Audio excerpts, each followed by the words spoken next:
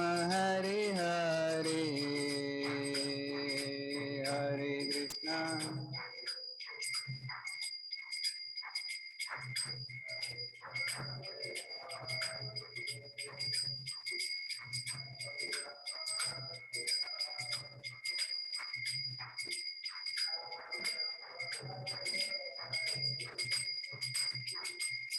Hare Krishna, Hare Krishna, Krishna Krishna, Hare Hare, Hare Rama, Hare Rama, Rama Rama, Hare Hare.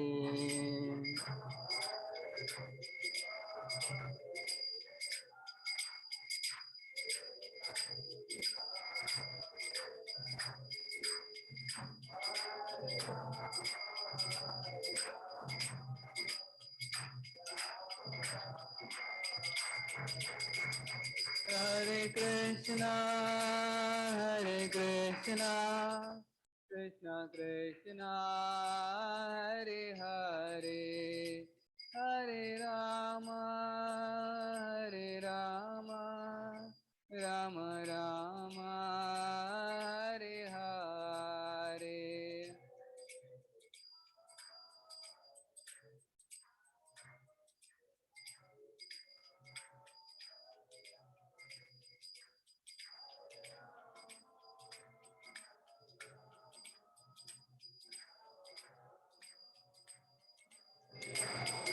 Jaya Prabhupada, Prabhupada, Prabhupada, Jaya Prabhupada.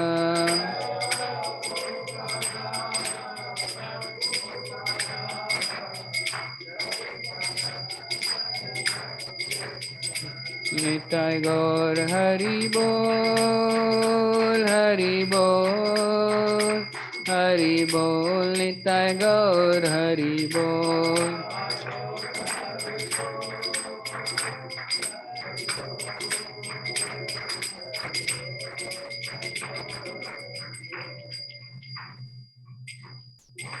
Harinam Sankirtan ki, Prabhupada ki jai. Hare Krishna.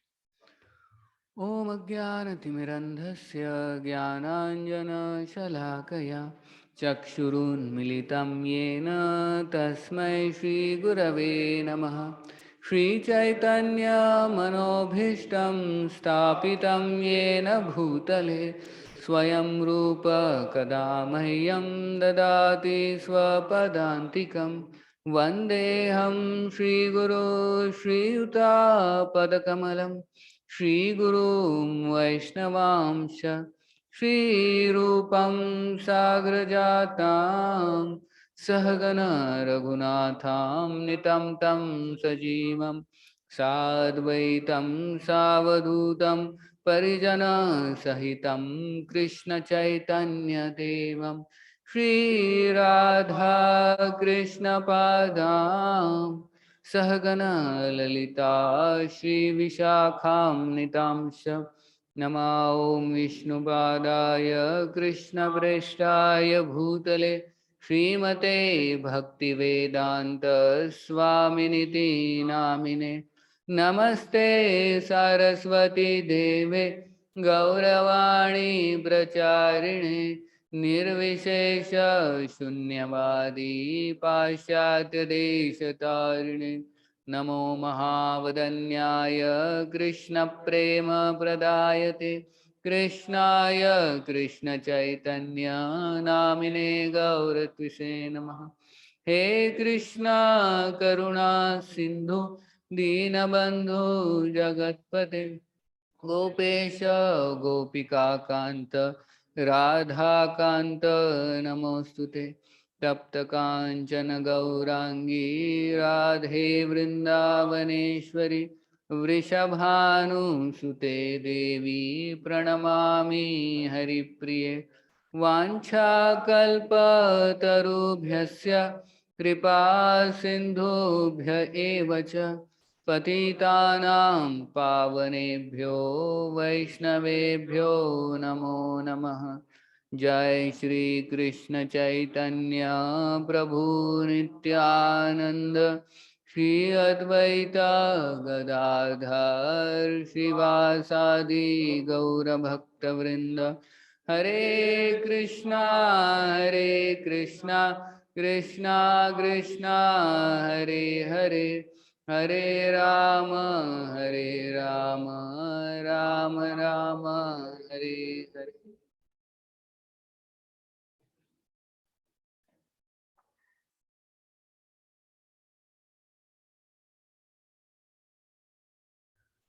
Hare Krishna.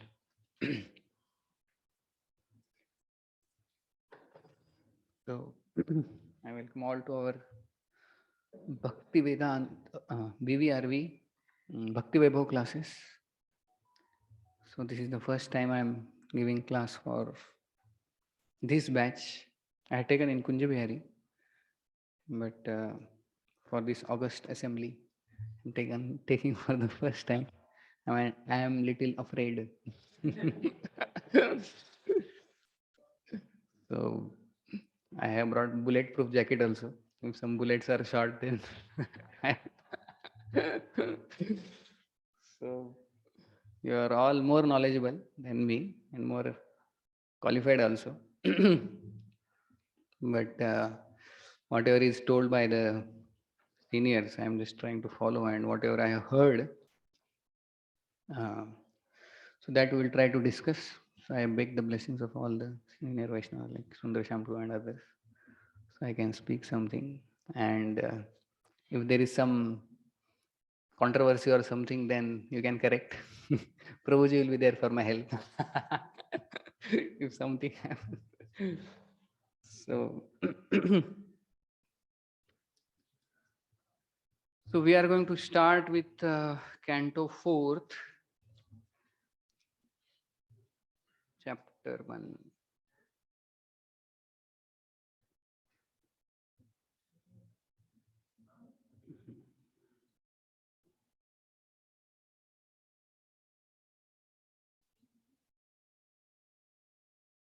And I also admit that whatever I am speaking, it is not that I am following that 100%, but trying to follow, because this episode of Daksha is very sensitive and instructive, and so many principles are there.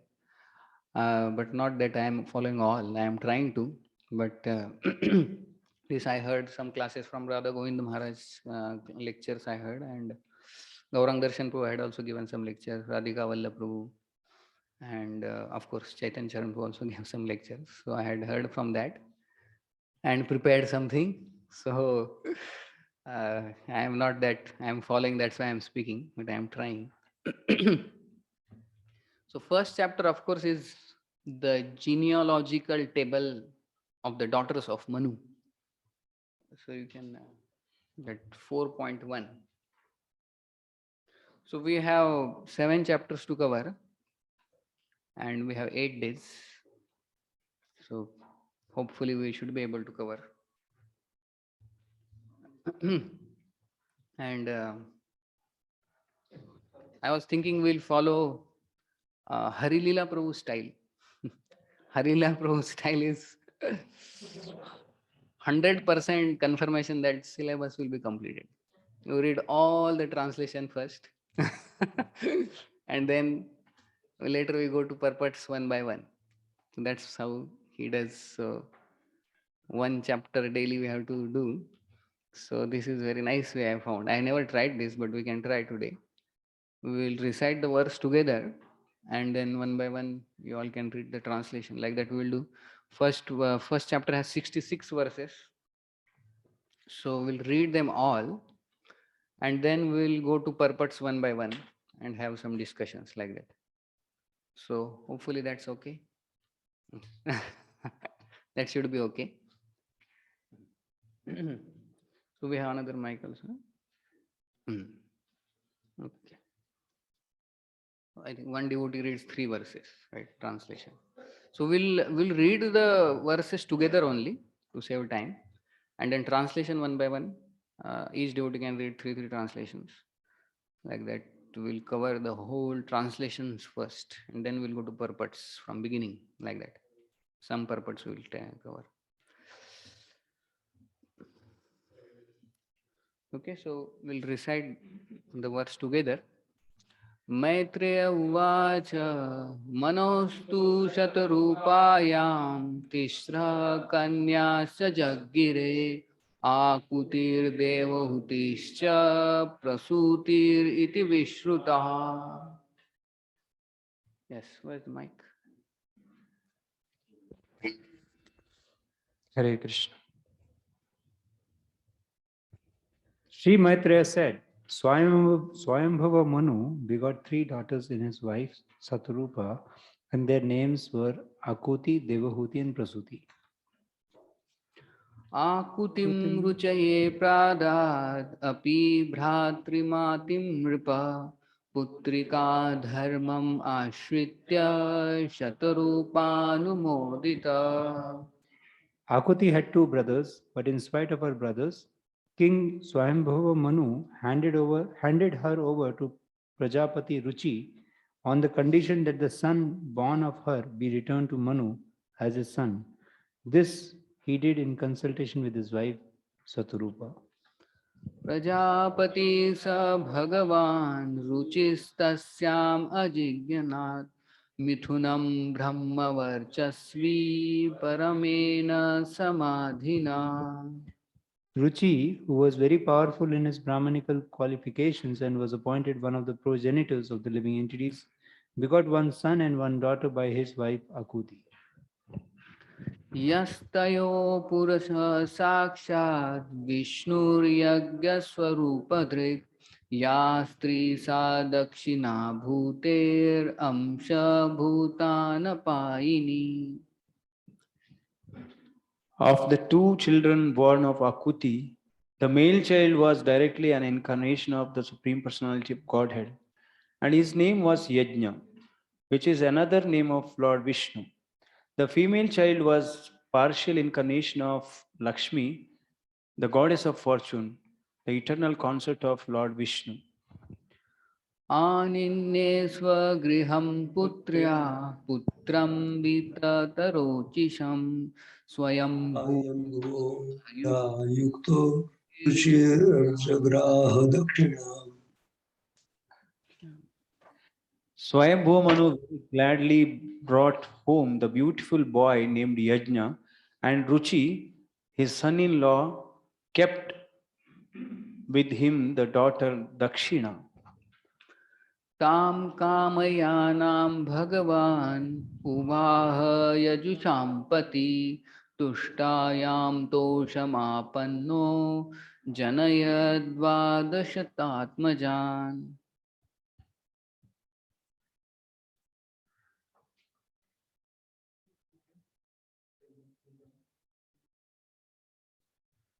Translation.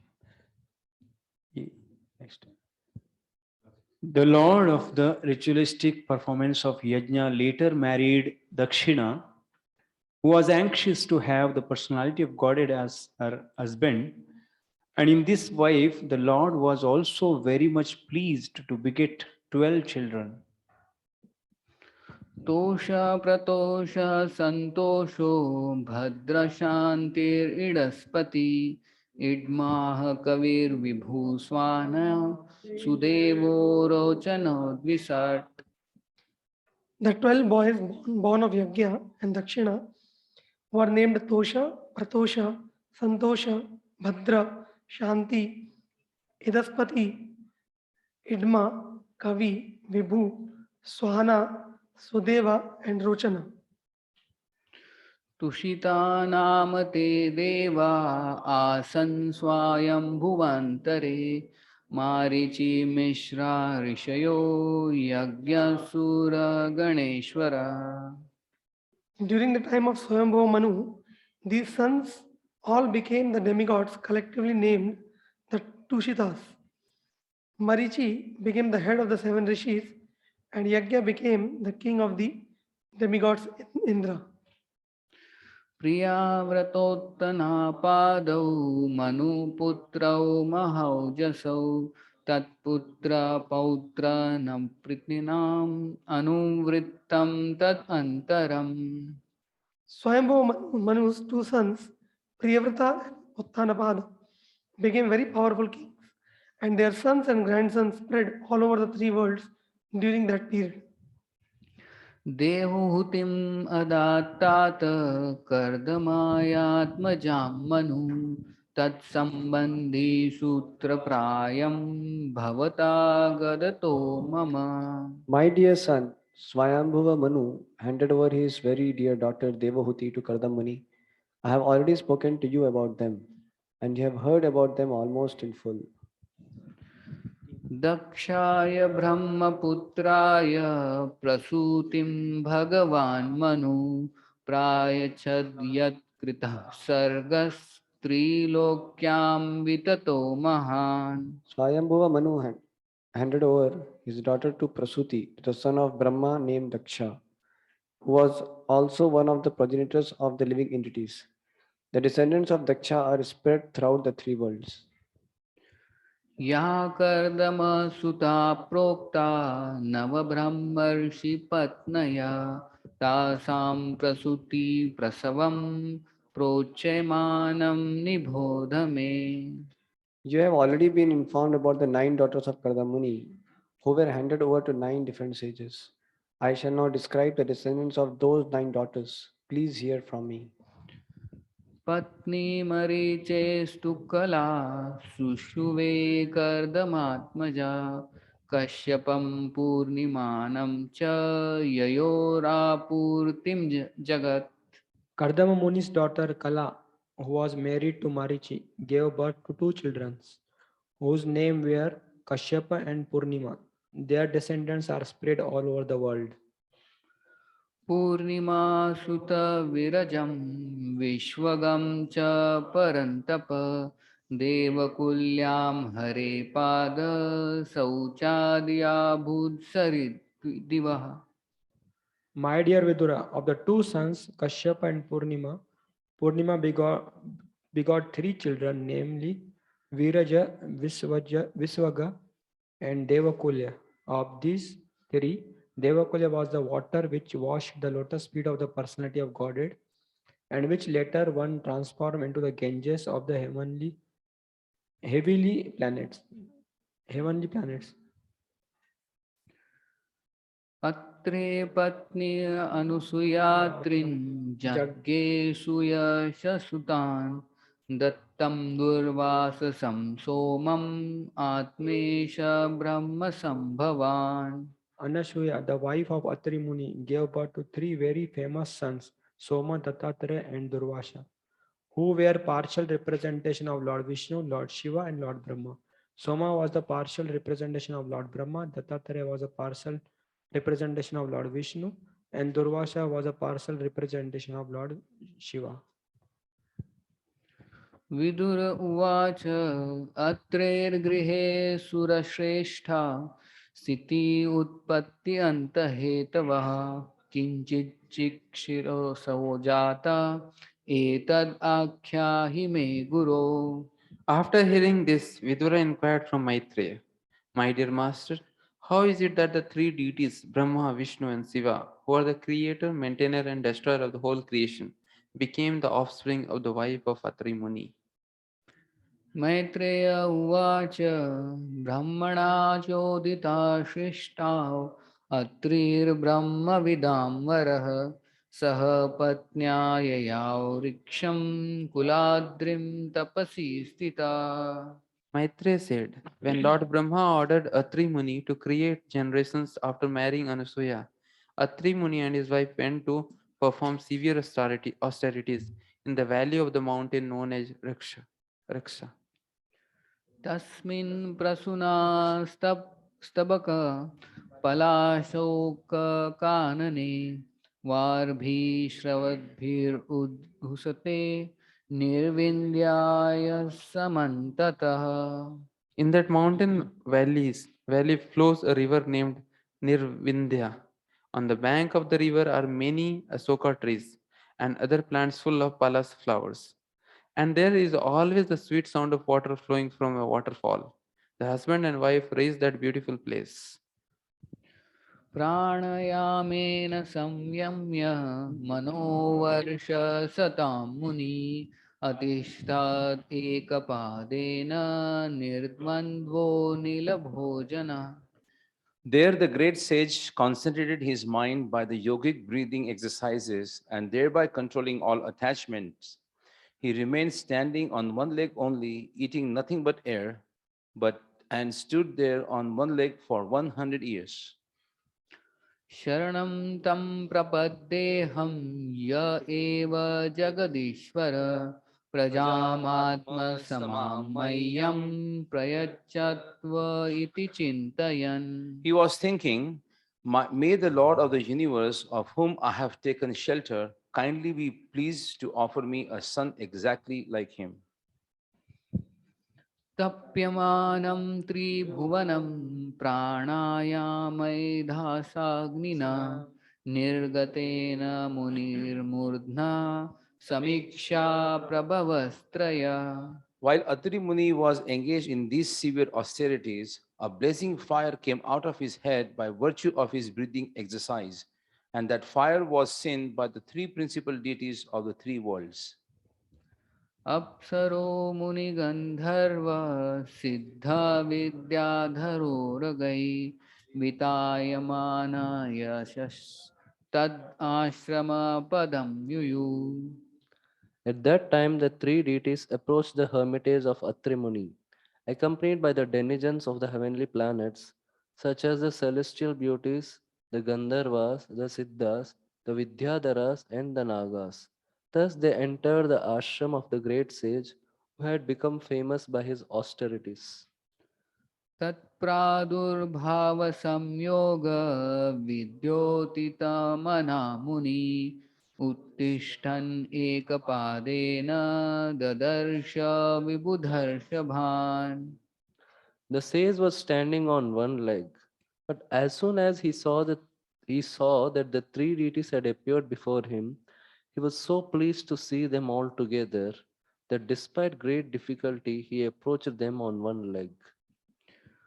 प्रणम्य दण्डवदत् भूमौ उपस्तथेर्षणाचलै वृषाहंस सुपर्णस्थान् स्वै स्वैश्चिह्नैश्च चिह्नितान्.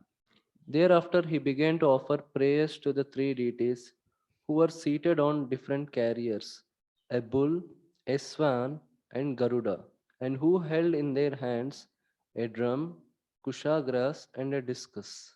The sage offered them his respects by falling down like a stick. कृपावलोकेन हसद् वदनेनोपलम्भितान् तद्रोषिषा प्रहिते निमील्य मुनिरक्षिणी.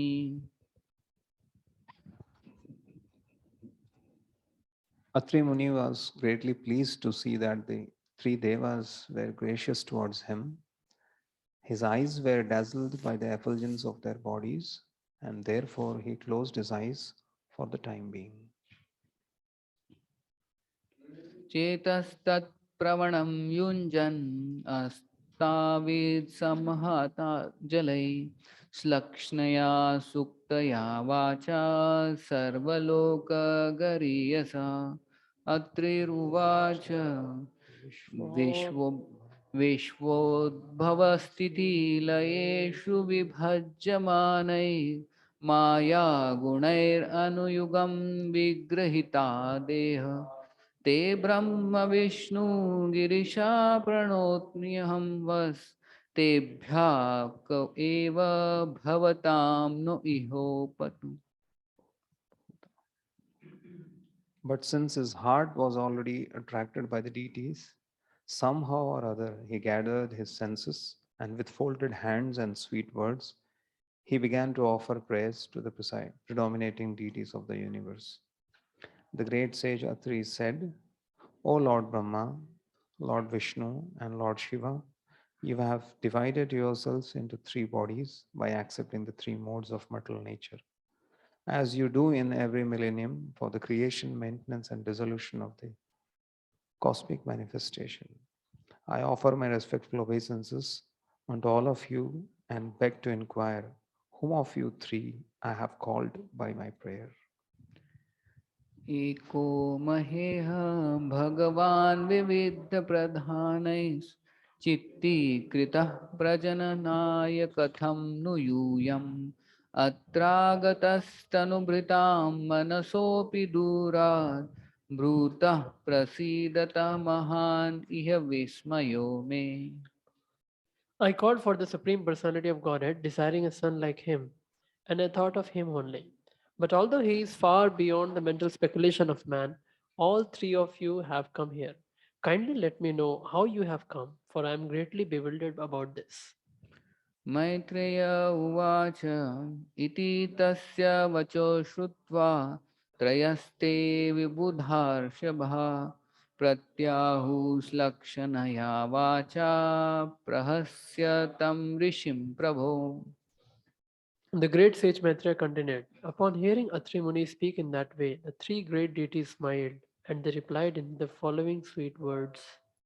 देवा ऊचुः यथा कृतस्ते संकल्पो भाव्यं तेनैव नान्यथा सत्संकल्पस्य ते ब्रह्मन् यद्वै ध्यायति ते वयम्.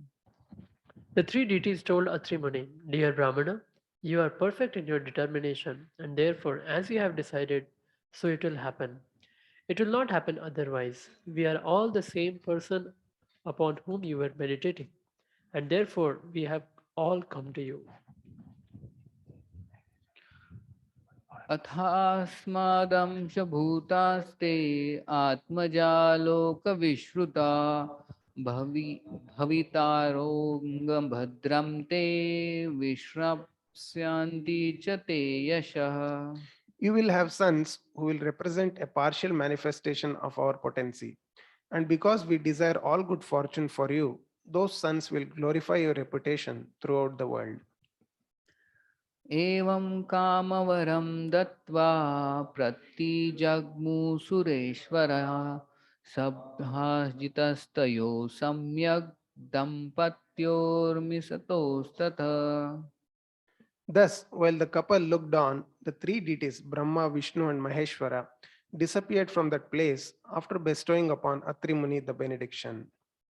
सोमो भूद्ब्रह्मणोंशेन दत्तो विष्णोस्तु योगवित् दुर्वासा संकर्षयांशो निबोधाङ्गिरिषः प्रजा. Thereafter, from the partial representation of Brahma, the moon god was born of them. From the partial representation of Vishnu, the great mystic Dattatreya was born. And from the partial representation of Shankara, Lord Shiva, Durvasa was born. Now you may hear from me of the many sons of Angira. श्रद्धा तु अंगिरस्पत्नी चतस्रो सुतकन्यका शिनिवाली कुहुराका चतुर्थी अनुमतिस्तथा. Angira's wife, Shraddha, gave birth to 4 daughters named Sinivali, Kuhu, Raka, and Anumati. तत्पुत्राव अपराव आस्तां ख्यातौ स्वरोचिषेन्तरे उथत्यो भगवान् साक्षात् ब्रह्मिस्तश्च Brihaspati. Besides these 4 daughters, she also had another 2 sons. One of them was known as Utathya, and the other was the learned scholar Bruhaspati. पुलस्त्यो जनयत् पत्न्याम् अगस्त्यां च हविर्भुवि सोऽन्यजन्मनि धराग्निर्विश्रवाश्च महातपः. Pulastya begot in his wife Havirbhu one son of the name Agastya, who in his next birth became Dahragni. Besides him, Pulastya begot another very great and saintly son, whose name was Vishrava. तस्य यक्षपतिर्देवा कुबेरस्तु इड्विढासुत रावणः कुम्भकर्णश्च तथान्यस्यां Vibhishana. Vishrava had two wives. The first wife was Idavid, from whom Kuvera, the master of all the Yakshas, was born, and next wife was named Keshini, from whom three sons were born, Ravana, Kumbhakarna, and Vibhishana. पुलहस्य गतिर्भार्या त्रीन् आसुता सती सुतान् कर्मश्रेष्ठं वरीयांसं सहिष्णुं च महामते. Gati, the wife of the sage Pulaha, gave birth to three sons named Karma, Shrestha, Varian, and Sahishnu, and all of them were great sages. क्रतोरपि क्रिया भार्या वालखिल्यान् आसुयत ऋषीन् षष्टिसहस्राणि ज्वलतो ब्रह्म तेजसा. Kratu's wife, Kriya, gave birth to 60,000 great sages named Valakhilayas. All these sages were greatly advanced in their spiritual knowledge, and their bodies were illuminated by such knowledge. ऊर्जयां जगिरे पुत्रा वसिष्ठस्य परन्तप चित्रकेतु प्रधानस्ते सप्त ब्रह्मर्षयो मलः. The great sage Vashishta begot in his wife Urja, sometimes called Arundhati, seven spotlessly great sages, headed by the sage named Chitraketu. चित्रकेतुः सुरोचिश्च विरजामित्र एव च उल्बणो वसुभृद्यानो द्युमान् शक्त्यादयो परे. The names of these seven sages are as follows: Chitraketu, Surochi, Viraja, Mitra, Ulban, Vasubhrudyan, and Duman. Some other very competent sons were born from Vashishta's other wife. चित्तिस्तु अथर्वणः पत्नी लेभे पुत्रं धृतव्रतं दध्याञ्चम् अश्वशिरं सं भृगोर्वंशं निबोध मे. Chitti, wife of the sage Atharva, gave birth to a son named Ashwashira by accepting a great vow called Dadhyancha. Now you may hear from me about the descendants of the sage Bhrugu. भृगुख्यात्यां महाभागपत्न्यां पुत्रान् अजानात् धातारं च विधातारं श्रियं च भगवत्परम्. The sage Bhrigu was highly fortunate. In his wife known as Khyati, he begot two sons named Dhata and Vidhata, and one daughter named Sri, who was very much devoted to the Supreme Personality of Godhead. आयतिं नियतिं चैव सुते मेरुस्तयोरदात् ताभ्यां तयोरभवतां मृकण्ड प्राण एव च. The sage Meru had two daughters named Ayati and Niyati, whom he gave in charity to Dhata and Vidhata. Ayati and Niyati gave birth to two sons, Mrikanda and Prana. मार्कण्डेयो मृकण्डस्य प्राणाद्वेदशिरामुनि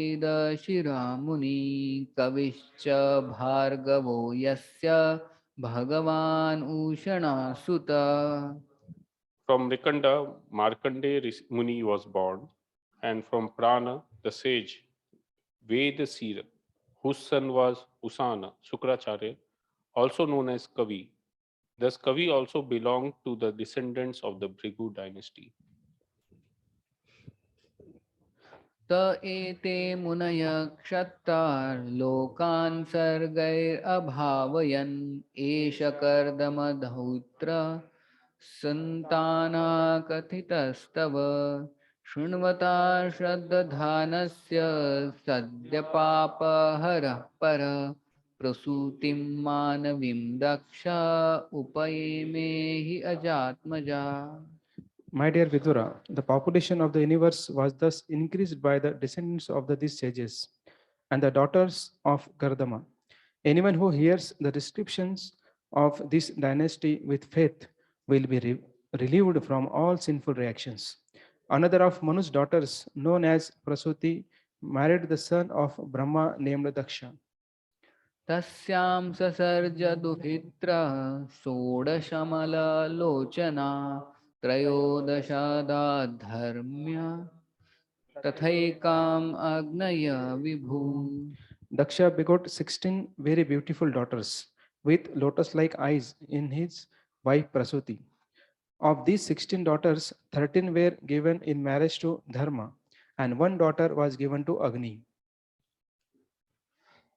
पितृभ्य एकां युक्तेभ्यो भवयायिकं भवश्चिदे श्रद्धा मैत्री दया शान्तिस्तुष्टिपुष्टिक्रियोऽन्तः बुद्धिर्मेधा तितिक्षा मूर्तिर्धर्मस्य पत्न्या श्रद्धा सुतशुभं मैत्री प्रसादम् अभयं दया शांति सुखम मुदम तुष्टि समयम पुष्टिरसूयत योगम क्रियो न दर्पम अर्थम बुद्धिरसूयत मेधा स्मृतिम तितिक्षा तु क्षेमं हि प्रसह्यं सुतम मूर्ति सर्वगुणोत्पत्ति नर नारायण ऋषि. One of the remaining two daughters was given in charity to the Pitralok, where she resides very amicably, and the other was given to Lord Shiva, who is the deliverer of sinful persons from material entanglement. The names of the 13 daughters of Daksha who were given to Dharma are Shraddha, Maitri, Daya, Santi, Tushti, Pushti, Kriya, Unnati, Buddhi, Medha, Titiksha, Hiri, and Murti. These 13 daughters produced the following sons. Shraddha gave birth to Subha, Maitri produced Prasada, Daya gave birth to Abhaya, Santi gave birth to Sukha, Tushti gave birth to Mudha, Pushti gave birth to Smaya, Kriya gave birth to Yoga, Unnati gave birth to Darpa, Buddhi gave birth to Artha, Medha gave birth to Smriti, Titiksha gave birth to Shema, and Hiri gave birth to Prasraya. Murti, a reservoir of all respectable qualities, gave birth to Sri Nar Narayan, the Supreme Personality of Godhead. ययोर्जन्मनि अदो विश्वम् अभ्यनन्दत्सु निवृतं मनांसि ककुभो वाता प्रसेदु सरितो ध्रिया. On the occasion of the appearance of Naranarayana, the entire world was full of joy. Everyone's mind became tranquil, and thus in all directions the air, the rivers, and the mountains became pleasant.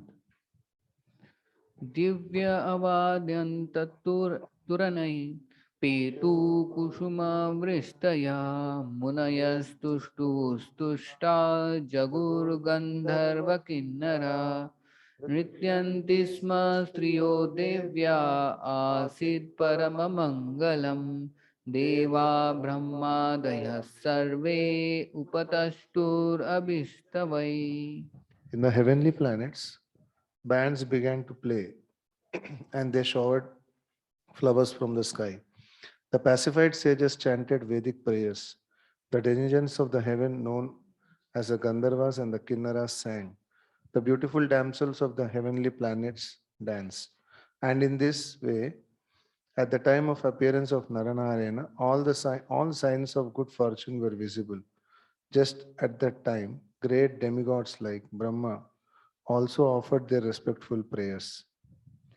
देवा ऊचुः यो मायया विरचितं निजयात्मनादिं खेरूपभेदम् इव तत्प्रचिक्षणाय एतेन धर्म सदने ऋषिमूर्तिनाद्य प्रादुश्चकार पुरुषय नमः प्रसमयि. The demigod said, "Let us offer our respectful obeisances unto the transcendental personality of Godhead, who created as his external energy this cosmic manifestation, which is situated in him as the air and clouds are situated in space, and who has now appeared in the form of Naranarayana Rishi in the house of Dharma." सोऽयं स्थितिव्यतिकरोपशमाय सृष्टान् सत्त्वेन नः सुरगणान् अनुमेय तत्त्व दृश्यादधभ्रकरुणेन विलोकनेन यच्छ्रीनिकेतम् अमलं क्षिपतारविन्दम्.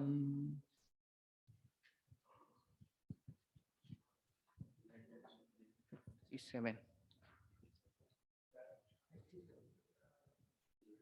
Let that Supreme Personality of Godhead, who is understood by truly authorized Vedic literature and who has created peace and prosperity to destroy all calamities of the created world, be kind enough to bestow his glance upon the demigods.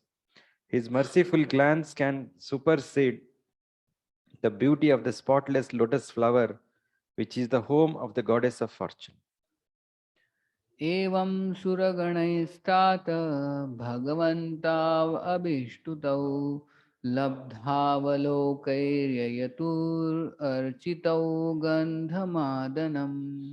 Maitreya said, O Vidura, thus the demigods worshipped with prayers the Supreme Personality of Godhead, appearing as the sage Narayana. The Lord glanced upon them with mercy and then departed for Gandhamadana hill. ताव इमौ वै भगवतो हरेरंशाव इह गतौ भारव्ययाय च भुवा कृष्णौ यदुकुरुद्वहौ. That Naranarayana Rishi, who is a partial expansion of Krishna, has now appeared in the dynasties of Yadu and Kuru in the forms of Krishna and Arjuna respectively to mitigate the burden of the world. स्वाहाम्भिमानश्चाग्निरात्मजां स्त्रीन् अजीजनात् पावकं पवमानां च शुचिं च हुतभोजनम्. The predominating deity of fire begot in his wife Swaha 3 children, named Pavaka, Pavamana, and Suchi, who exist by eating the oblations offered to the fire of sacrifice. तेभ्योऽग्नय सम्भवान् चत्वारिंशत् च पञ्च च त एवैकोनो पञ्चाशत् साकं पितृपितामहै. From those 3 sons, another 45 descendants were generated, who are also fire gods. The total number of fire gods is therefore 49, including the fathers and the grandfather. वैतानिके कर्माणि नामाभिर्ब्रह्मवादिभिः अग्नेयैष्टयो यज्ञे निरूप्यन्ते ज्ञयस्तु ते. These 49 fire gods are the beneficiaries of the oblations offered in the Vedic sacrificial fire by impersonalist Brahmanas. अग्निस्वाता भरिषदा Saumya पितर आजपा सग्नयो नस्तेषां पत्नी दाक्षायणी स्वधा. The Agnishvatas, the Varhishadas, the Saumyas, and the Ajapas, and the Pitas.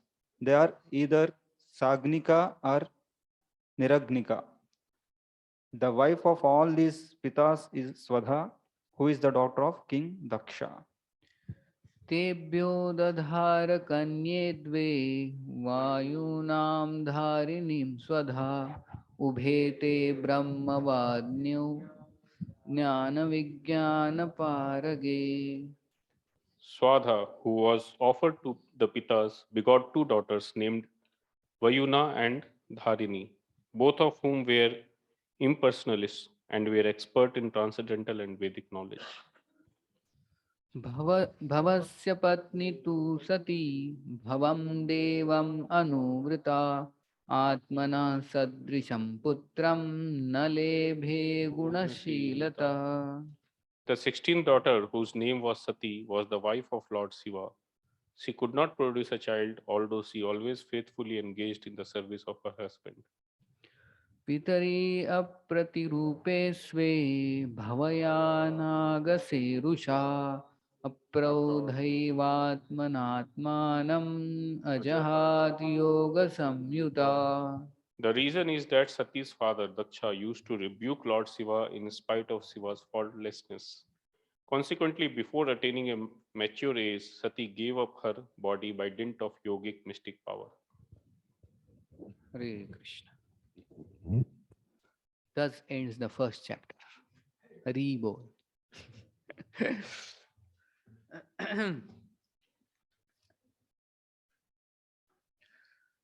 So, um, as there are this Canto 4 deals with Visarga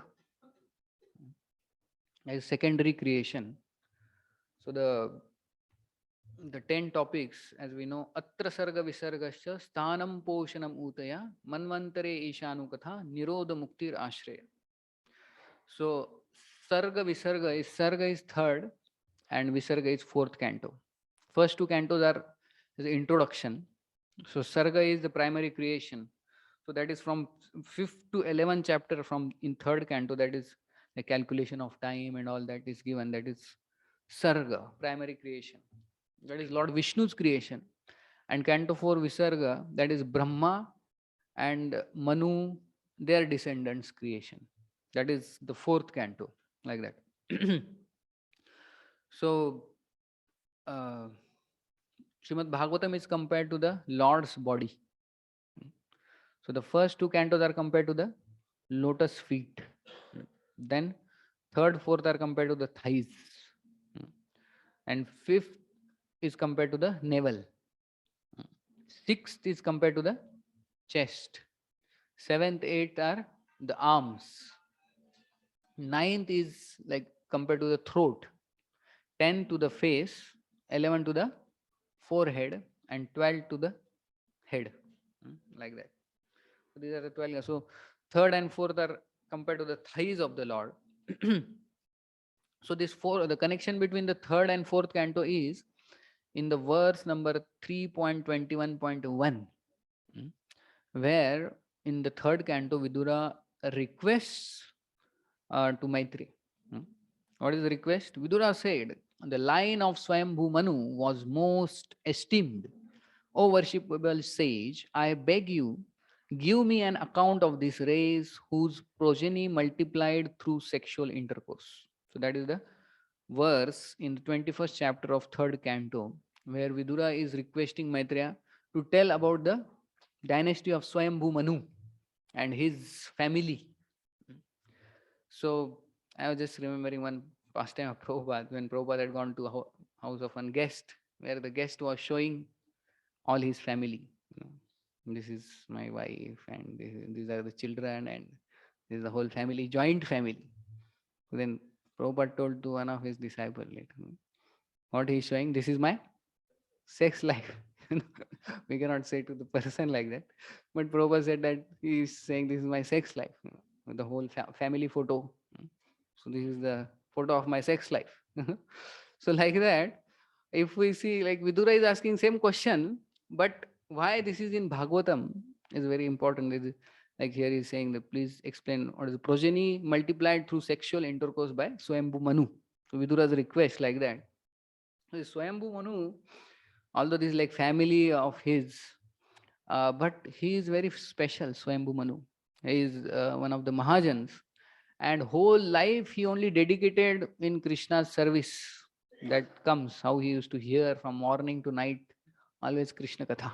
His main business was hearing Krishna Katha, and then other time he would do management, like that. So he was so great as a Mahajan. So if we see his progeny, so the two sons Uttanapad and Priyavrat, and then the three daughters Akuti, Prasuti, Dehuti and Prasuti, the sequence like that. So all from five of them, one incarnation of Lord appeared. So it's like glorious family. If we see from Akuti, the first daughter, who came? Yajna came. From Ruchi and Akuti came Yajna, who is the incarnation of the Lord. And then from Dehuti came Kapila. Hmm. And then from Prasuti, later came Nar Narayan Rishi.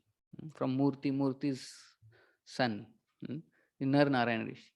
Then in Uttanapad, in Dhruva Maharaj, who came? Prithu, right? Prithu Maharaj. And then Priyavrat's dynasty, Rishabdev. So 5 incarnations from 5 children. So that's why family is glorious. That's why we are discussing.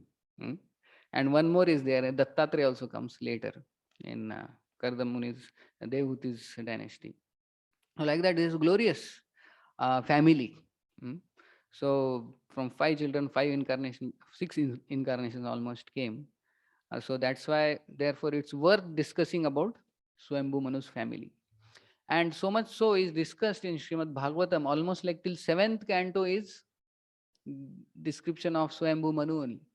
And then later, Parikshit Maharaj asked, I want to hear about other Manus also. And from 8th canto, other Manus are described. So Swambhu Manu's family is glorious. Lord appeared, so many incarnation of Lord appeared. So that's why it's described here. And Vidura is inquiring, please describe about his family descendants. So in the last canto, Dehuti and Kardamuni's descendants were described in the last 13 chapters.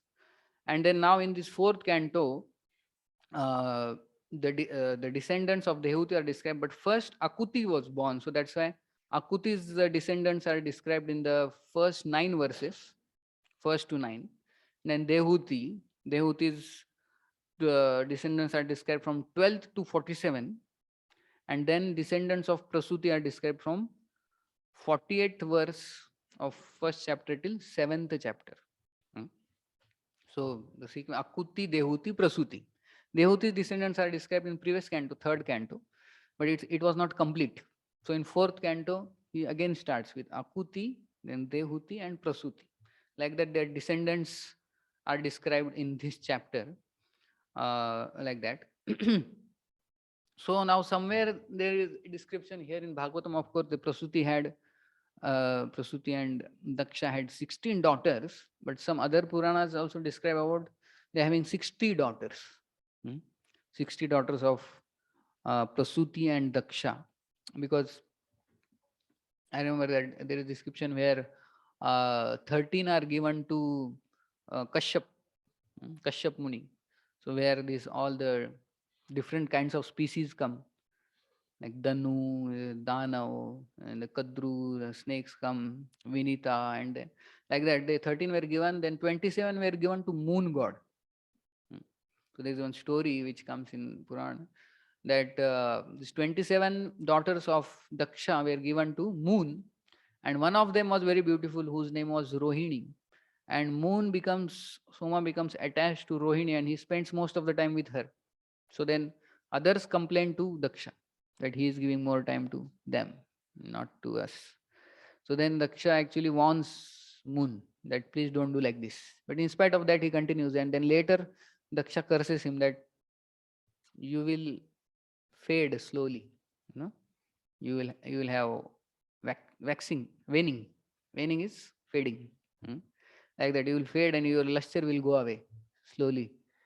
And then Moon was then very afraid. He begs forgiveness, but then he cannot take the curse back. And of course, he worships Lord Shiva, and then Lord Shiva then gives benediction. I cannot completely take away the curse, but I will give benediction that you will have a waning and again waxing also, like 15 days period, like that. So that's why Moon has that waxing and waning.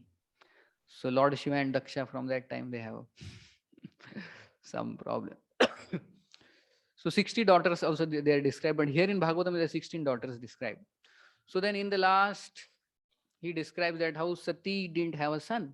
So Vidura immediately stops Maitreya and he says that what happened? Why Sati couldn't have a son? And then that's why the 2nd chapter to 7th chapter, there is description of what exactly happened, the story. If Vidura wouldn't have asked this question, Maitreya would have gone ahead. we would have missed 6 chapters. Hmm. So Bhagavatam is like that. Some story is going on suddenly. Yeah, aisa kyun ho gaya? And that is focused. You see, Parikshit Maharaj also similarly asks various incidents like we see this story of Aghasur. Hmm. In that how Aghasur was killed and then the boys go at home and they tell the story after 1 year. Why after 1 year? Then Brahma Vimon Leela is spoken. Also in the Kaliya Leela, Shukdev Goswami tells in 4 verses whole Kaliya Leela. Then immediately Parikshit Maharaj stops. Please tell more. Why? I have time to hear. Please describe more. Why this Kaliya came from? Where he came? Why Krishna dance? He chastised Kaliya like that. There are many other incidents. Any other incidents you remember? Where Parikshit Maharaj stops and asks. Otherwise, we would have missed.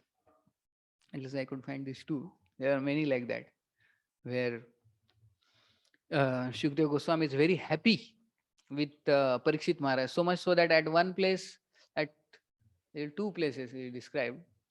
There is another place where Shukdev Goswami goes in trance completely because seeing Parikshit Maharaj's attentiveness, and he is so attentive.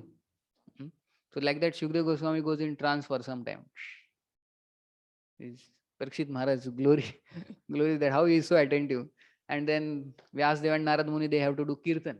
Hare Krishna, Krishna Krishna, Hare Hare, Hare Ram, Ram Ram, Hare. Because some of you are going in trance. That's why I have to kirtan. We are in parampara, following. Either the speaker has to do something, kirtan, audience. If I go in trance, you do kirtan. We will help each other. So like that, uh, Parikshit Maharaj is very attentive. Even during when Putana is entering into Vrindavan, that time Shukdev Goswami sees on Parikshit Maharaj's face, he is so much afraid. Putana is going to kill Krishna. So he becomes afraid. So that time then Shukdev Goswami speaks that verse where he says, where Krishna Katha is going on, there is nothing inauspicious. Then what to speak of? When Krishna is personally there, there will be nothing inauspicious. So Parikshit Maharaj would be there in that pastime, whatever he would hear, just like Kulishekar Maharaj or like that. So Bhakti Samrit Maharaj was telling about the 4 types of hearers. I told you 4 types of hearers are there.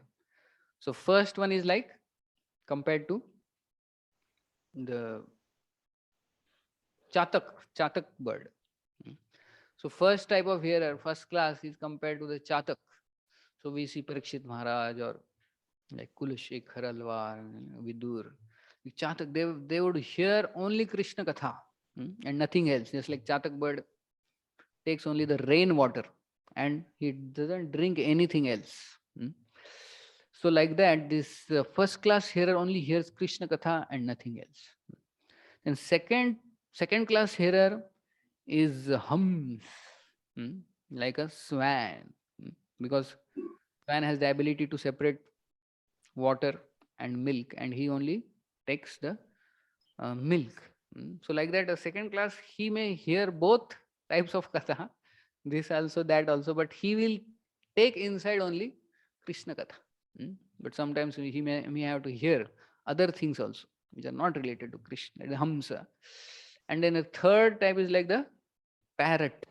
It says the parrot. What is the specialty of parrot?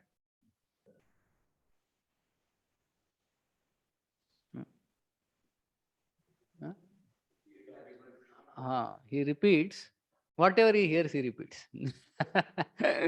So if he is in the temple, he will repeat Hare Krishna. And if he is somewhere else at a movie theater, he will repeat some Bollywood songs. So like that, parrot is like that. So third class of hearer is he will not discriminate. He will hear this, he will repeat that. He will hear outside katha, he will repeat that also. He is like parrot, third class hearer, not discrimination. And fourth class is like jackal. What is the specialty of jackal? Howl.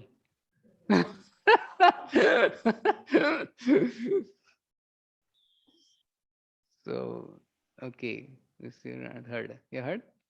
Yeah.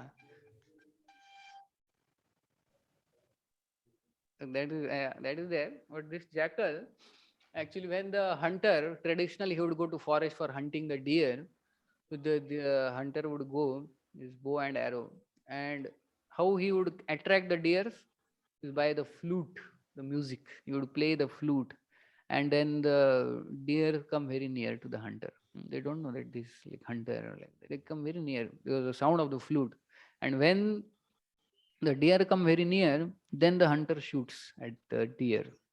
But the greatest enemy of the hunter is the jackal. And the jackal in the jungle, he howls, "Ooh," or whatever sound they make. Because of that, the meditation of the deer are broken and they immediately run away. Like that. So, like this Maharaj tell. So, like that, the fourth class hearer is he will disturb the katha by his he will disturb the absorption of the audience by something, you know, mobile ringing or so Bhakti Samrit Maharaj makes one rule whenever he goes. He says if somebody's mobile rings, he has to put 500 rupees in the hundi on the spot. Hare Krishna. They have some question also. So this is like fourth class hearer is he disturbs the absorption. Four classes. So first class Vidura is first class. We see he is very attentive and Parikshit Maharaj or like that. So now Daksha, this incident is focused because Vidura asked this question that why Sati couldn't have a son. Hmm? And then Maitreya described what happened exactly in the next chapter. So, so this Daksha word has the meaning of the Daksha is here, expert. And this Daksha is expert in what? Is like progeny, making progeny in sex life. That's why it's Daksha. And the other word Daksha, one more Daksha word comes. Where it comes? In our Daksha, acha, that. But this we sing daily. Tatrati Daksha. That is also expert. The spiritual master expert in assisting the gopis. So to serve Krishna. So we should become this expert, rather than that expert, Daksha. So Daksha has two meanings. So so we'll go one by one little bit to the purports, important purports, or what I felt important. Actually, all purports are important. I can go to the first. Some of the purports we will see may not be all purports. It's huge. We have to complete the chapter. Actually, during when first time this Bhagavad Gita was to be printed, like Chaitanya Chandra was telling that first time in America, the Macmillan company who had agreed to print Prabhupada's Bhagavad Gita. So that time they saw Prabhupada has written so many purports, purport after purports. They told the devotees that we cannot print such a huge Gita, all purports. We want small Gita, which people can read, and so purport. There are so many purports.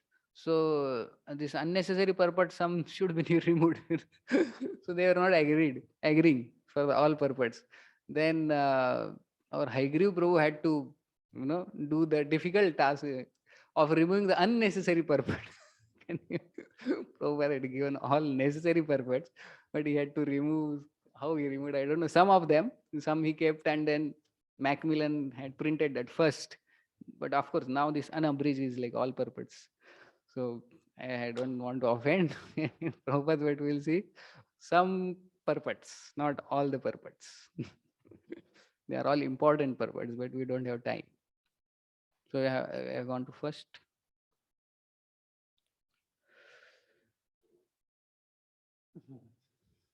So little bit we'll read and we'll discuss here. Actually, Prabhupada is offering obeisances in the beginning to his spiritual master and others. So he says that first of all, let us offer our respectful obeisances unto our spiritual master. Om Shri Srimad Bhakti Siddhanta Saraswati Thakur, by whose order I am engaged in this Herculean task of writing commentary on the Srimad Bhagavatam as the Bhaktivedanta purports. By his grace, we have finished 3 cantos already, and we are just trying to begin the 4th canto. By his divine grace, let us offer our respectful obeisances unto Lord Chaitanya, who began this Krishna consciousness movement of Bhagavad Dharma 500 years ago. And through his grace, let us offer obeisances to the 6 Goswamis, and let us offer our obeisances to Radha and Krishna, the spiritual couple who enjoy eternally in Vrindavan with their cowherd boys and damsels in Brajabhumi. Let us also offer our respectful obeisances to all devotees and eternal servitors of the Supreme Lord. So, here Prabhupada is offering obeisances to spiritual master, to Radha Krishna, Lord Chaitanya, 6 Goswamis, and everyone. So that is how actually one begins. So it's called Mangala Charan, and Mangala Charan has 3 things. Or Mangala Charan is of 3 types generally. So which are they? One is Namaskar, in which obeisances is offered in Mangala Charan. So here we see this Mangala Charan, Namaskar. A second component is Vastu Nirdesh. Vastu Nirdesh is what is there ahead in this book or in this chapter or in this canto. What is there? That is called Vastu Nirdesh. First is Namaskar, Vastu Nirdesh, and Ashirvad. Ashirvad is the blessings given to the readers, like that. So that is actually Mangalacharan, 3 components: Namaskar, Vastu Nirdesh, and Ashirvad. So here Prabhupada is offering obeisances. So then in the first 9 verses, there is description of Akuti's dynasty, and how she marries Ruchi and then have their son is named Yajna. And his Putrika Dharma is described. What is Putrika Dharma? Swayambhu Manu knew that Ruchi and Akuti will have an incarnation of Lord. So although he having 2 sons, Uttanpad and Priyavrat, he desired to have Lord as his direct son. So that's why he handed over Akuti to Ruchi with one condition. What was the condition? When you will have son, you should give to me. So like that. So when they had progeny, they both were born. Yajna and Dakshina were born to Akuti and Ruchi. So later they got married. So how, one may say that how they are born from the same parents, how they can marry. So then they describe, Acharya describe that how from this couple of Akuti and Ruchi came another couple. So the couple manifested from couple. So there is nothing wrong between Yajna's marriage with Dakshina, like that. So they were eternal couple, and then Dakshina is actually expansion of Lakshmi only. So that Putrika Dharma Prabhupada describes later. Then in the third purport, we'll go to third verse. So there Prabhupada is describing about the qualification of a Brahmana. So this Ruchi, he was a Brahmana. So third here. So you can go below. So you have your book, I think. So there this line you can see. Thus in the Bhagavatam, we find the Mahabharata was specifically compiled by Vyasadeva. Vyasadeva for Stri Shudra Brahma Bandhu. So Stri means woman, Shudra means lower class of civilized human society, and Brahma Bandhu means person who are born in family of Brahmana but do not follow the rules and regulation carefully. All of these 3 classes are called less intelligent. They have no access to the study of Vedas, which are specifically meant for a person who have acquired the Brahminical qualifications. So now this Stri, so Stri, Shudra and Brahma Bandhu, they have no access to Vedas, Prabhupada is saying. Stri, Shudra and Brahma Bandhu. Now, we may feel, okay, Shudra is by quality. And Brahma Bandhu also by quality. But is Stri by quality? Stri is like Stri. She is a woman. Then why she is also denied? It's like a big issue. No? If somebody is a Shudra, he is by quality. Mm. That's why he is denied access. Brahma Bandhu is by quality. That's why he is denied access to Vedas. But Stri is Stri. How she is also denied. Huh? So it may seem injustice. She is by birth, she is Stri only. So Stri, Shudra, Brahma Bandhu, all are denied access to Vedas. So I was just thinking how, uh, so this is like big issue. We know that about the why women cannot be given access and to the Vedas, and why they are considered less intelligent many times. So one devotee was one of our devotee was in our Vidyapit. So he had gone once to abroad, and he had some similar verse where women are considered less intelligent, where Prabhupada writes, and he had to give class. And now they're like men and women both sitting, and that is like outside India. India, at least you can speak also, very frankly. But now he has to speak that on that verse. That only verse came to him, or Baldev Prabhu or Gopinath. He was telling so, but so he was now in fix how to speak in this audience and these women and men. And then he read the purport, he read translation, everything, and Prabhupada says women are less intelligent, they have no access to Vedas and here like that. And then he thought he in the beginning of the class only he asked, this purport is very nice, everything I understand, but this one thing I am not able to understand, that why Prabhupada has said that the women are very less intelligent. Three are less intelligent. How I today we see that women are also very intelligent and they work like shoulder to shoulder to man, and why is that? Then the women only raise hand and this, Prabhu, you don't have faith on Prabhupada's purport? Is Shastra speak like that? That is right, whatever is there. But he said, but women are intelligent. You see nowadays, they said, yeah, women are intelligent, but they are more emotional and less rational. That's why they are considered less intelligent. They have more emotional intelligence, which is actually emotion. Rational means generally intelligence. So like that, they gave explanation. And then Baldev Prabhu said, okay. Then he started the class. So if he would have started class directly, then they would have fired back. So like that, as we know, the fact is like that, and Prabhupada also would state that. And Prabhupada also said when one of the Mataji asked that, why is really women less intelligent? And then what Prabhupada said, if they think they are women, like everybody is spirit soul, if they think they are women, then they are, of course, they are less intelligent. And if men also think they are men, then they are also less intelligent. Like that. That is also good answer. But it's quite like sensitive issue where, uh, but why now some people say Brahmanas, Brahmanas only have access to Vedas. Others don't have Brahma Bandhu, Shudras, and they don't have access to Vedas. Then there is like so much movement and they do, morcha and all that. You see. So one devotee is giving example, just like if we see this defense sector is there. So defense, like where they produce ammunitions and other things. So that sector is with whom? That sector is only with government only. That is not public sector.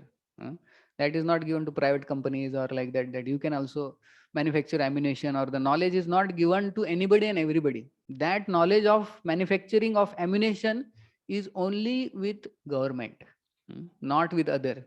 So then there also we can ask, why only with government? Why not given public? Why private companies cannot also manufacture ammunitions? Because it can be misused, is it not? So similarly, Vedas are only the right of Brahmanas because other classes can misuse. That's why it's given to Brahmana. Not that there is some any other issue. So like that, where I go for one program in Pashan, there is one this DRDO scientist, one comes there for our program. He's from DRDO, so who manufacture these ammunitions. So they have very secret, they're all the process. And if I ask, sometimes I try to ask him, what all you manufacture? And where is the test conducted or like that, So he won't tell that. He would tell something, but other things he will not tell. Where is the headquarters? What all things they manufacture? He's from DRDO. It's good. He stands 1 or 2 rounds. but they don't very easily where they conduct tests, like that. So so that knowledge is kept secret, because then people can misuse. So similarly, the Vedas, the knowledge is only given to Brahmanas and not to others, because that can be misused. That's why. And we see many times in book distribution also, where we would go. So when we want to give Bhagavad Gita, and if man and woman both are together, then whom should you show generally? Hmm? Our Sudhamanath Prabhu is very expert. He was distributing so many books and Bhagavatam sites also. So generally, who is the decision maker? Is woman. So we should not neglect her. If we just explain to only man, that this book is like this, like, and neglect the woman, then you understand that if he asks the woman what to do, if she says no, he will not take. So give him also and give her also. दोनों के हाथ में दे दो और दोनों को explain करो. If then she also feel अरे इतना एक्सप्लेन कर रहे तो नहीं बोल सकते.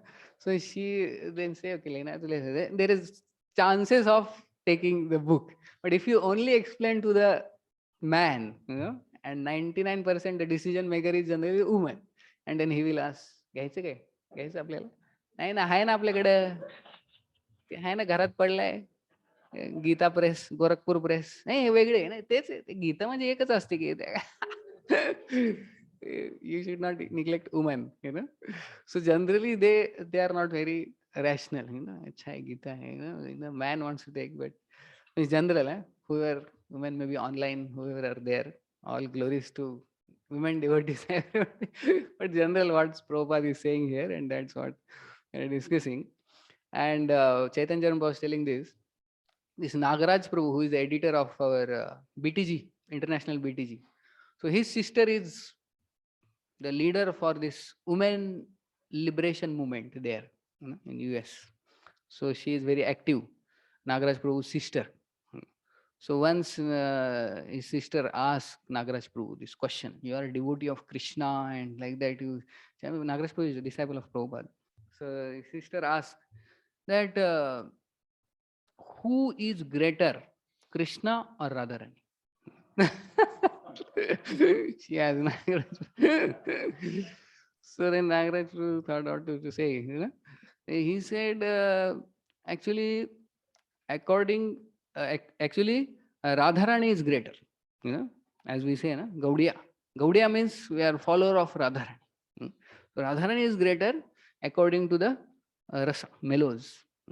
And according to Tattva, Krishna is greater. But we follow Radharani, and because Radharani has connection with Krishna, that's why we worship Krishna. So she was very happy. Oh, Radharani is greater. And she said, I will also become devotee. I will also chant. So he told her, you can chant this Mahamantra. So she said, she will chant, but she only chants Hare, Hare, Hare, Hare. That's from Mahamantra, she chants only Hare, Hare, Hare, Hare, Hare, Hare, Hare. Yeah, Mahamantra is Hari, Hari, Hari, Hari, Hari, Hari, Hari. Short Mahamantra. No Krishna, no Ram, because they are men. Hare is Radharani is woman. So no problem. She will get mercy one day. And in Bible, again, Prabhupada is telling, now in New Bible edition, they have, wherever there is God, God, He is most merciful. He is powerful. Wherever He is there, now they have to He slash she. He slash she. He slash she is powerful. He slash she is merciful. He slash she is all person. In New Bible, hopefully in Bhagavad Gita, it should not happen. Krishna said this. He slash she said, Sarva Dharman Parityaj. Anyway, this is what little bit about that purport Prabhupada tells. Then, okay, go to next purport, fifth purport, fifth verse. Oh, we have to give break also. Huh? What time? Gayatri break? Now? It's 12:30. Okay. We'll have 5 minutes break and then we'll come back. We'll resume. Hare Krishna. Hare Krishna. कितना हो गया समय? 5 minute हो गए ना?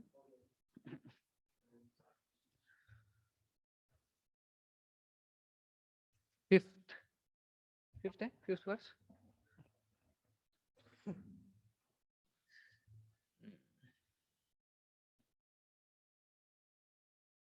So in the purport, you can come below a little bit. Therefore, you can. Therefore, it is stated in Bhagavad Gita, Yajnarthat karmano anyatra. One should act, but one should perform one's prescribed duties. You can highlight that. But one should perform one's prescribed duties only for the sake of Yajna or Vishnu. If one does not act for the satisfaction of the Supreme Personality of Godhead, or if one does not perform devotional service, then there will be reaction to all one's activities. So here Prabhupada is explaining about the word Yajna. Yajna comes, na? Yajna is incarnation of the Lord, born to Ruchi and Akuti. So Yajna arthat karmano anyatra lokoyam karma bandhana tadartham karma konteya mukta sangha samacharit. So Yajna means Vishnu only. So all the activities should be done for the pleasure of Lord Vishnu or Yajna. So we have to tell whatever activities we do, that we have to do just for the pleasure of Krishna. So before we are doing whatever activities, only those activities the goal has to be, the object has to be changed. Previously one was doing for oneself, now one has to do only for the pleasure of Lord Vishnu. So हमें कुछ छोड़ना नहीं है, बस जोड़ना है. That is our philosophy. कुछ छोड़ना नहीं लेकिन जोड़ना है. जो भी हम कर रहे थे उसको भगवान से जोड़ना है. That is the philosophy. So generally the materialist, so the karmi, jnani and bhakta, what are their philosophy in one word? The karmi means exploitation. Exploitation is the philosophy of karmi. And then jnani is rejection. Jnani, rejection. Exploitation, rejection, but for devotee, it's connection. So for devotee, he connects everything to Lord. So our philosophy is connection. So karma is philosophy exploitation, jnana is philosophy rejection, and devotee's philosophy is connection. So we have to connect or use everything for the yajnarthat, for the service of the Lord. That's what Prabhupada says in the 5th purport. Then in the 6th purport, you can go. Yeah, so here Prabhupada is telling about the ideal husband and wife, generally called Lakshmi Narayan. So this couple who were born, Ruchi and Akuti. So from them were born Yajna and Dakshina. So they are like Lakshmi Narayan. So the ideal couple, husband, wife. So like that we find many ideal couples in Bhagavatam. Whom else we find ideal husband, wife? Who never fight and who have nice Krishna as the center. Whose ideal example Prabhupada says? Devuti and Kardam Muni. They are like ideal husband, wife. So Lakshmi Narayan, Kardam Muni, Devuti. Who else are ideal husband, wife? Swayambhu Manu and Shatrupa. They are also ideal husband, wife. From them only came all the progeny later. Then Lord Shiva and Parvati, which we are going to discuss from next chapter. Some things happen, but still they are considered ideal husband wife. Some here and there something happens, but they are considered ideal. So Lord Shiva's name is Girish. Girish means what? One who is Giri is mountain. One who is the Lord of mountain. And Parvati comes from the word Parvat, who is the daughter of Parvat. That is, is Himalayas daughter Parvati, Parvat. So both are like connected to mountain. And then we have many ideal examples like that, ideal grahastas. In modern times, we know Bhaktivinoda Thakur is considered an ideal example. So one devotee was saying that either be like Narad Muni or Kardam Muni, but don't be like Shobhari Muni. Shobari Muni, like drinking water underwater on a fasting day. It's like that. Shobari Muni. So either ideal brahmachari should be our ideal should be Narad Muni, and for Grihasthas ideal should be Karda Muni. But Shobari Muni should not be our ideal. Like that. Okay, so that is ideal couple came from the couple. So Dakshina and Yajna. And their children were 12 boys, they became the demigods later. 8 purport. So 6 types of living entities are described in one Manvantara. Who are they? Generally 6 types. Manu. First is Manu, then the Manu Putras, the sons of Manu. Actually, you can open this Subodhini, in that it's given. The table is there. Yeah, page number 29. So 6 types of living entity, which are they? Manu, then Manu Putras, then Devas, then Sureshwara, means Indra, then the great sages, and then the avatar of the Lord. In the first Manvantara, Swayambhu Manu was the Manu, and the Putras were Uttanpad Priyavrat, and the demigods were the sons of Yajna and Dakshina, the Tushitas. And Lord Yajna was the Indra.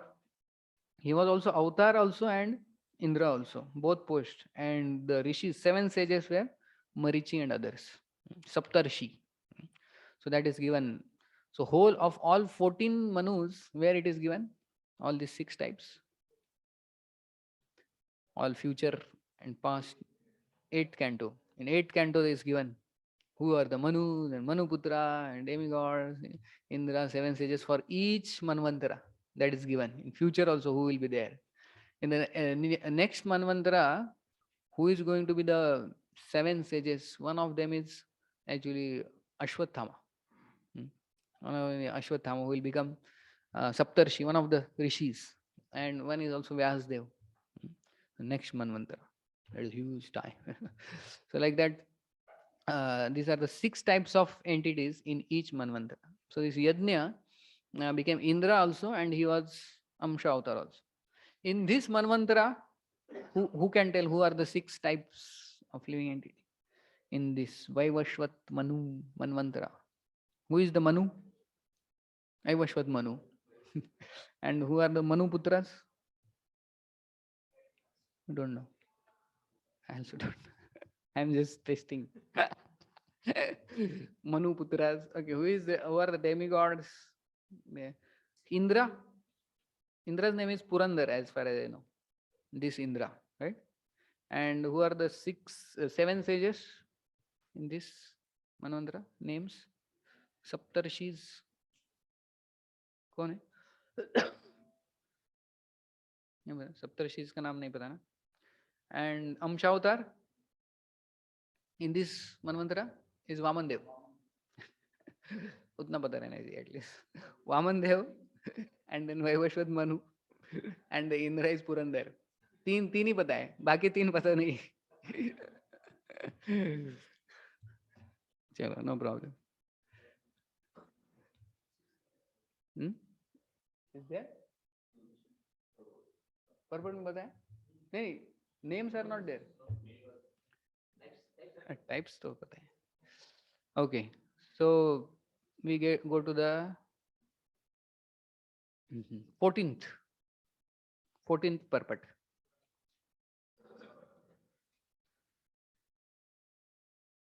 You can go a little below. So this Ganges, about the Ganges it is described. Kala's descendants. So this is in the beginning. Now this is 10 to 47 are the Dehuti's descendants are described. Kala is one of the descendants. It is also understood here in that, you found it? It is, yeah, somebody can read? That's it, yeah. Mic is, mic. It is also. It is also understood herein that Dev Kulya is the presiding deity of the river Ganges. which comes down from the heavenly planets to this planet and is accepted to be sanctified because it touched the lotus feet of the Supreme Personality of Godhead Hari. So this is Devakulya, who is one of the descendants of Devhuti, Kala's descendant. She is the presiding deity of river Ganges. Like that. Then the dynasty are described. Atri Muni story is there, described about Atri and Anusuya. So they are the descendants of whom? Devhuti. So from 10 to 47, these descendants are going on of Devhuti. So this question was asked by Vidura, that please tell about Atri and Anusuya, how these three demigods became the sons. Then he described this story. So that story comes in the descendants of Devhuti. So Atri. So in that 20th purport, you can go to 20th purport. So Atri Muni desires a son like the Lord. So Prabhupada writes in the purport, this means Atri Muni was not pure devotee. Because he desired a son exactly like Lord. 20th purport. We'll read. If he had desired, you found it? If he had desired the Supreme Personality of Godhead as his child, he would have been completely free of material desires, because he would have wanted the Supreme Absolute,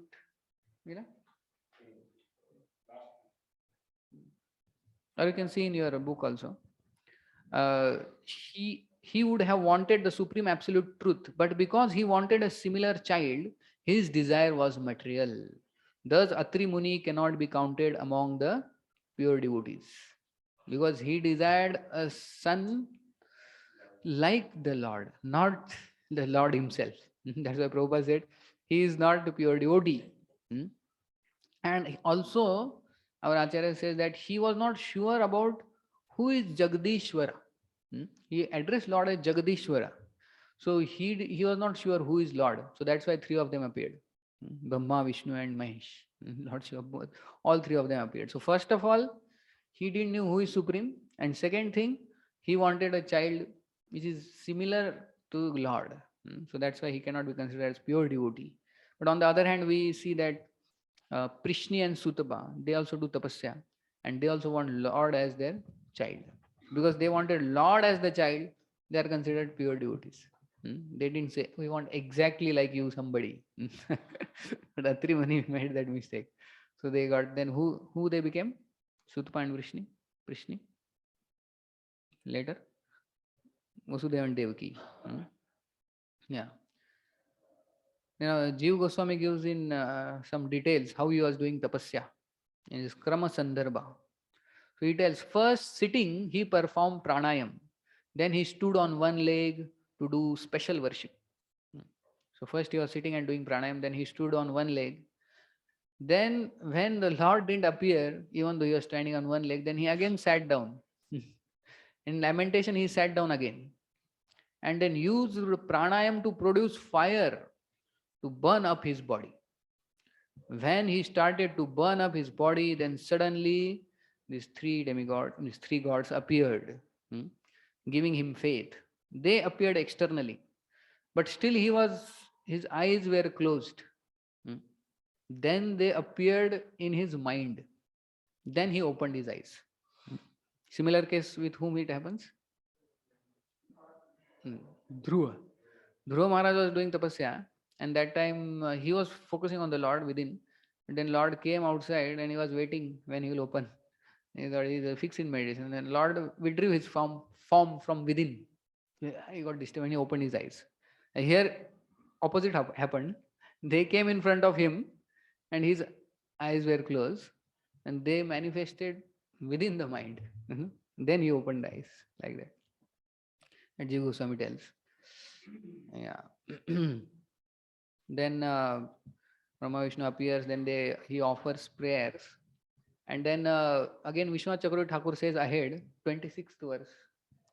Vishwanath Chakravarti Thakur says that Atri is saying, see in that verse he says, Lord Brahma, Vishnu, and Shiva, you have divided yourself into three bodies by accepting the three modes of material nature. So Vishnu Chakra Thakur says this statement is out of ignorance. Why? Yeah. Because at least Lord, it doesn't accept, he's putting Lord Vishnu also in that. He divided yourself into three bodies by accepting the three modes of material nature. That they have accepted three modes. The Lord is beyond that, Lord Vishnu. So there, Vishnu Chakra Thakur says that this statement was out of ignorance. So that is there. So he made, I think, three mistakes. Counting. First was he, huh? Childlike, he said. And then second, he is not clear about the supreme. And then third, he said that you have accepted the three modes of material nature. So that's why Prabhupada says he is not pure devotee. Yeah. You can go to verse 30th.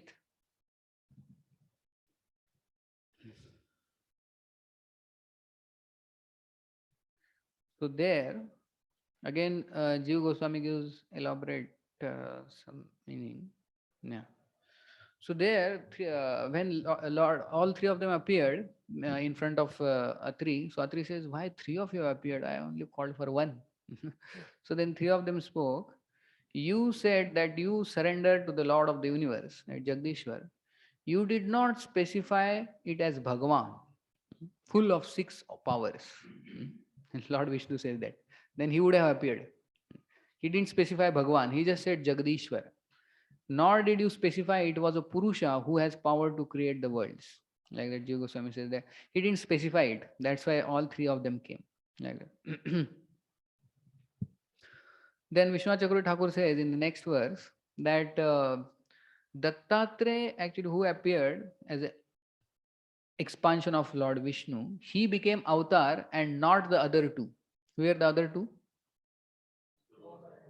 Soma and Durva. So they are not considered avatar, but avatar is considered Dattatreya because he is expansion of Lord directly. So, and this is same Dattatreya who appeared to Prahlad, Yadu, and Hayya. Hayya. So for he was only that Avdut Brahmana who speaks like that. Yeah. Then the story of this come. Then further descendants are described, and then first Akuti, then middle Dehuti's descendants, and then in the end the descendants of Prasuti are described, and then so Jiva Goswami again says in the verse number 49, Murti gave birth to Nar Narayan Rishi. So why her name was Murti? That Jiva Goswami says she was called Murti because she was the cause of manifestation of the form of the Lord with eternity, knowledge, and bliss. Because she was holding Lord within her, his personal Lord, Nar Narayan Rishi. So her name was Murti, the form. And she gave birth to Nar Narayan Rishi. That's what Jiva Goswami says like that. And then Nar Narayan Rishi appeared, there are auspicious signs, and there are prayers by the demigods, like that. And you can go to verse number 56, 57. Yeah. In that purport, Prabhupada is telling about the variety. So there are prayers by the demigods. There are some philosophers. There are some philosophers called non-dualist who, because of their impersonal conception, think that varieties are false. In this verse, it is specifically stated, Yo Maya Virachitam. This indicates that varieties are a manifestation of the energy of the Supreme Personality of Godhead. So Prabhupada is saying that variety is natural. Maya Virachitam. So some non-dualists, Advaitvadis, they say there is no variety. So actually about variety, Radhika Vallabh was telling that variety is a sign of healthy. One is healthy. Just giving example, just like somebody falls sick, then the doctor tells him, health department tells, eat only khichdi. That also health khichdi. Mhm. You cannot eat varieties of food. you know. So one who is sick, for him there is only one thing, khichdi, bas, plain khichdi. No varieties of chok also. Only thoda salt or thoda kya, jeera, bas, utna or khichdi, plain khichdi. You cannot eat variety because he is sick. He cannot digest. So similarly, the impersonalists, they are sick. They want only Brahman, no variety. But actually, variety is a symptom of one who is healthy. That's what. So again, he was telling Radhika Vallabhru that actually in a community we see there are variety, and in a community one can grow very fast. Because the person, like we had joint family previously, or like in villages they have joint family where 100 people stay together. So when a boy is raised, at the saying is there, na, it takes whole village to raise a child, because the child knows variety of relationship. कभी उसके दादा, दादी, मामा, काका, काकू, ये सब अलग अलग relation, जो variety is there, then he knows how to deal with different people. But now what is nuclear family? In that he only sees the nurse, who takes care. He doesn't see father, he doesn't see mother, he only sees the nurse who nurses him, in her own way. And he only knows one variety, only one type, nurse. He doesn't have how to deal with different types of people. So again, he was telling that one who is brought in a community, he can raise a community, because he knows how to deal with different types of people. But who is not brought in a community, he cannot raise a community. Then again, ahead we'll see how Lord Shiva's Kailash, there is full of variety. There is description in second or third chapter where the demigods go to Kailash to meet Lord Shiva. So there it's all description, so many verses, there is description of variety of plants and creatures. So he was telling how that the worshipper of Lord Shiva, they don't want variety, but their Lord himself stays in a place full of variety. The worshippers of Lord Shiva, who are they? They're impersonalist. They don't want variety. But Lord Shiva himself is showing that he stays in a place where there is variety and variety only. Like that. So, uh, so Gauram Guru was telling that how this Shankaracharya and their philosophy of one, everything is one. So they have different mathas all over India. But amongst themselves they have fight and quarrel. But their philosophy is everything is one. So their behavior defeats their philosophy. So, then there is one saying, if you want to go fast, walk alone. If you want to go far, walk with others. If you want to go fast, walk alone. If you want to go far, walk with others. So community is required. In community, one can go far, like that. Okay. So other purports, I didn't focus so much. They are mostly translation, and there is a description of the dynasty of then Prasuti, and then Narnarayan Rishi, Amsha Avatar. Then again, Vishwanath Chakra Thakur here tells in the 59th verse that Narnarayan Rishi are expansion of Arjun and Krishna, and not the vice versa. So Narnarayan Rishi are expansion of Arjun and Krishna, not Arjun and Krishna are expansion of Narnarayan Rishi. So like that. And those Narnarayan Rishi entered Arjun and Krishna later, in Kali Yuga, like that, Dwapar Yuga. So Amshas entered into Amshis. That's what Vishwanath Thakur says. Amshis are who? Krishna. And Amshas are Narnarayan Rishi, like that. It's quotes. And then there is further description, and then Sati's last, it comes that Sati was the last daughter of Daksha, but she couldn't produce a child.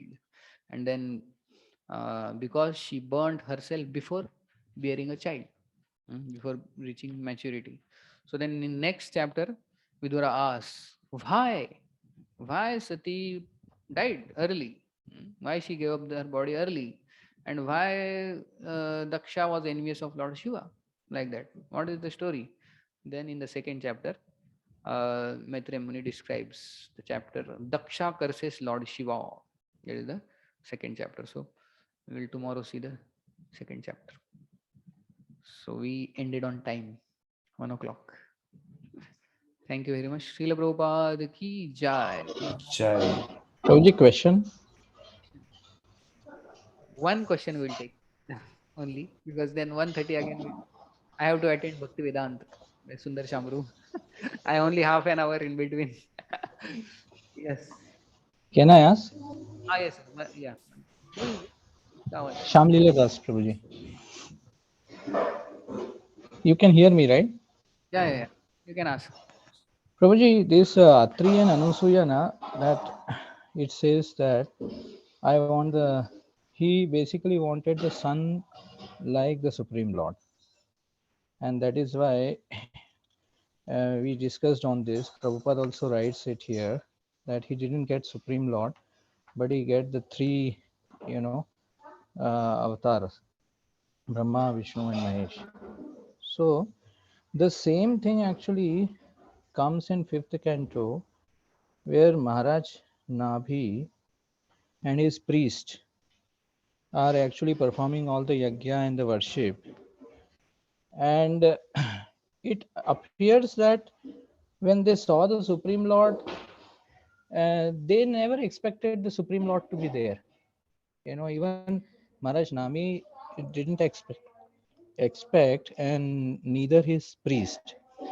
And in the translation, one of the verses, 5.3.17, the Lord is saying here, "O great sages, I am certainly very pleased with your prayers.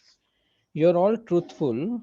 You have prayed for the benediction of a son like me for King Nabhi, but this is very difficult to obtain.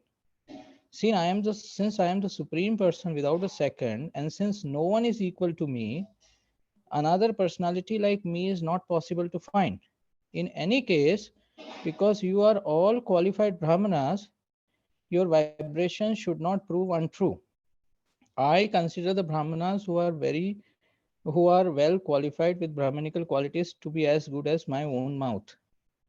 So basically, these two things, two episodes of obtaining the son like the Supreme Lord. Now here in this case, in the dynasty of Priyavrat Maharaj, Rishabdev appears actually as a son of Nabhi. But here also Atri is praying to get the son. So I just wanted to find out, like, what is the difference between the two? Is it because the priests are praying on behalf of Nabhi, and that is why the Lord is pleased, and he is basically, fulfilling the prayers, even though they did not desire exactly the Yeah, Supreme both Lord to we come. see that both places, of course, Atri Muni is asking a son like the Supreme Personality of Godhead, and here Nabhi and the Brahmana, they are asking some Supreme Personality of Godhead like somebody like the Lord. But still, the difference is why Atri Muni is considered not a pure devotee, because he didn't know who is Supreme Lord. You know, he didn't know who is Supreme Lord, his constitutional position. Unlike Nabhi, Nabhi knew who is Lord. Hmm. And there, of course, Lord says that nobody is equal to me, so I myself should will come.